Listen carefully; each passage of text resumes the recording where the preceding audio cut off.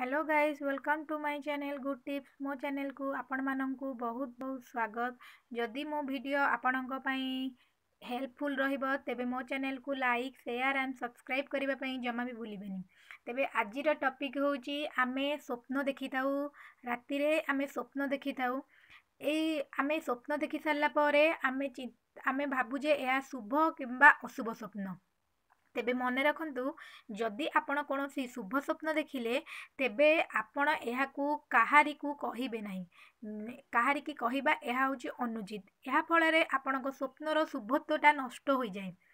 Second रे होची अशुभ स्वप्न। जदि आपण गोटे अशुभ स्वप्न देखिले एवं आपण जानिले जे एहा अशुभ स्वप्न अछि, तेबे आपण जेते पारिबे सेते एही स्वप्नर चर्चा करिवे, जहा फଳରେ एही स्वप्नर अशुभत्वटा होची दूर होई जिवो। एवं आउ गोटे उपाय अछि जहा फଳରେ स्वप्नर अशुभत्वटा भी दूर हो जाई थाए।